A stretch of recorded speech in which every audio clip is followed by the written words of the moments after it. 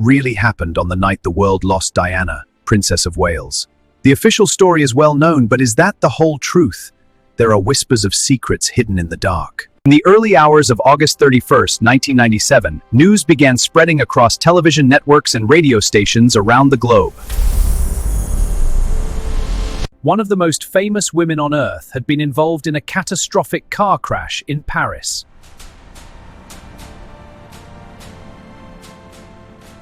Within hours, millions of people were awake, watching live reports and hoping for good news. But the questions started immediately.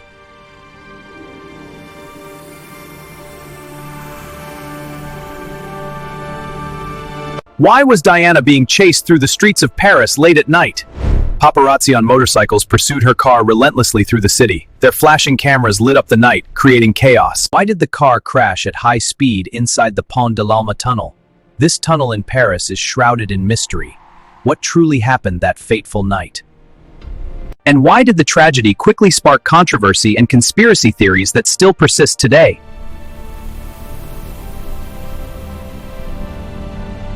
To understand the events of that night, we must begin long before that night in Paris. With the young woman who would become one of the most beloved figures in modern royal history.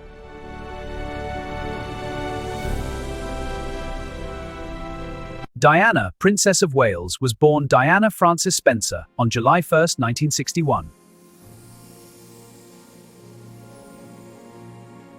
Her life changed dramatically in 1980 when she began dating Charles, Prince of Wales. At just 20 years old, Diana became the Princess of Wales.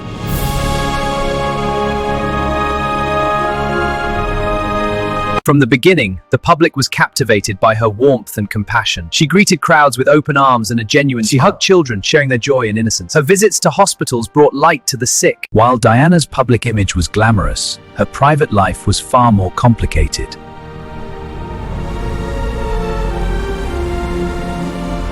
Her marriage to Charles, Prince of Wales, quickly faced difficulties. Their union was troubled from the start. Publicly, they maintained composure, but privately, there was distance. The intense media attention placed enormous pressure on the young princess. Relentless, like a storm of flashing lights. Paparazzi swarmed, capturing every moment. A major source of tension was Charles' continuing relationship with Camilla Parker Bowles.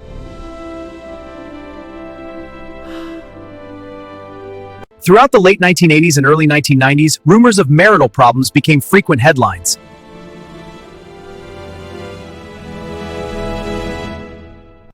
In 1992, the couple officially separated. This event sent shockwaves through the royal family and the public. It marked a turning point in modern royal history. The situation escalated in 1995 when Diana gave a famous television interview with the BBC program Panorama. In the interview, she openly discussed the difficulties of the marriage.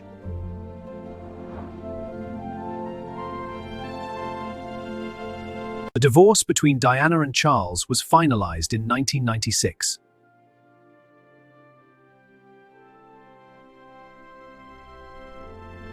Although she lost the title Her Royal Highness, she retained the title Princess of Wales. After leaving the formal structure of royal life, Diana began redefining her role on the world stage. She focused heavily on humanitarian causes and global charity work. She visited hospitals, bringing smiles to children and comfort to the sick, and greeted people everywhere. One of her most influential campaigns involved the global movement to ban anti-personnel landmines. In 1997, she visited Angola and walked through a cleared minefield to raise awareness. I wanted to show the world the reality of landmines and help bring about a ban. Her advocacy helped generate international support for a treaty banning landmines later that year.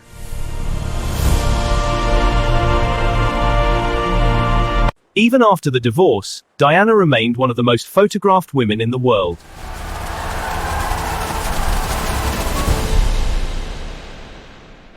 Her popularity had not faded. In many ways, it had grown stronger.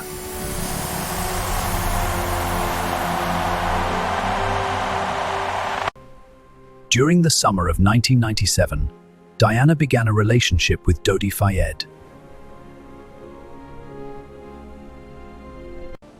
Dodi was the son of wealthy businessman Mohammed Al-Fayed, a man of immense influence and stature. This portrait captures his enduring legacy. My father owned the famous department store Harrods in London. Picture the night scene, golden lights on the grand facade, shoppers bustling by, and the wet streets of London reflecting the magic. He also owned the luxury Ritz Hotel in Paris, a beacon of elegance where the elite gather, the epitome of Parisian luxury and prestige. Diana and Dodi spent much of that summer vacationing together on yachts in the Mediterranean. Photographers followed them almost everywhere they went.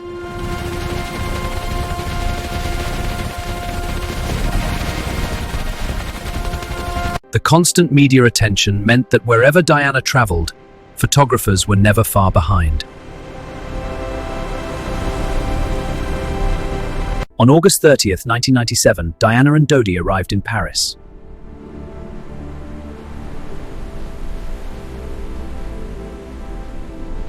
They stayed at the Ritz Hotel.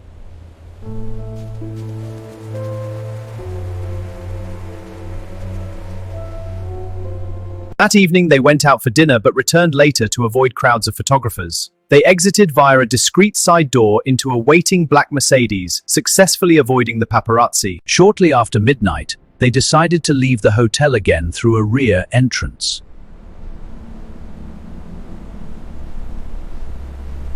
Their car was driven by Henri Paul, the hotel's deputy head of security.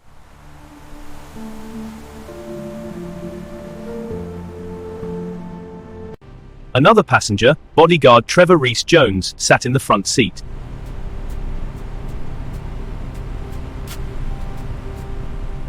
As the car drove away from the hotel, several paparazzi photographers began pursuing the vehicle.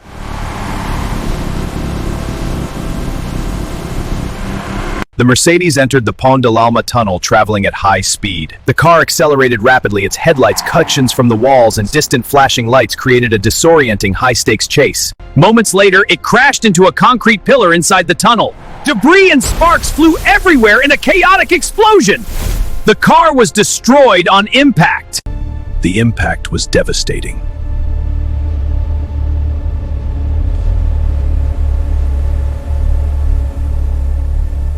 The crash occurred shortly after midnight on August 31st, 1997.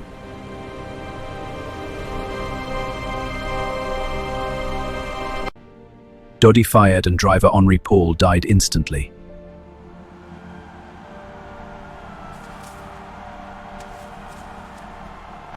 Diana, however, was still alive when emergency responders arrived.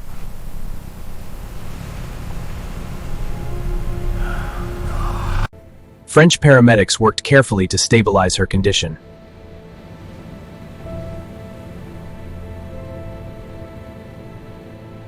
She was transported to Pitié-Salpêtrière Hospital in Paris, rushing through the streets, lights flashing, reflecting on wet roads. An urgent journey through the heart of the city. Doctors attempted emergency surgery to repair severe internal injuries.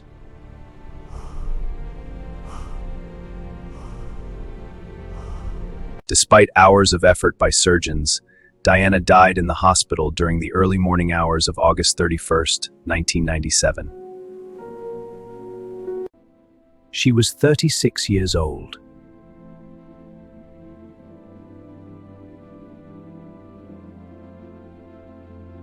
The world was shocked by the sudden loss of one of the most beloved figures of modern royalty. Vigils have formed, and news spreads the tragedy across the globe. The mourning is universal. The news of Diana's death spread worldwide, shocking millions.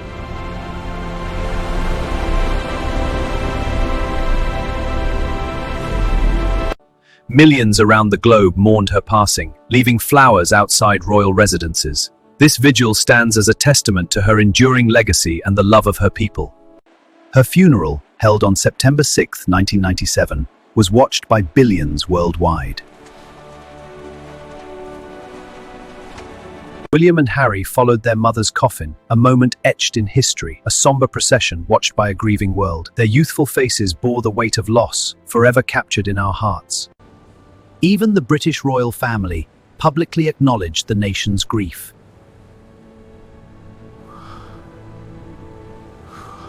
The global outpouring of emotion cemented Diana's legacy as the people's princess.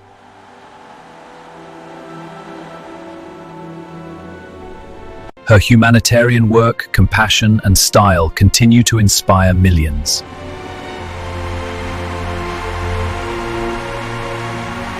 Though her life was tragically cut short, Diana remains one of the most iconic figures in modern history.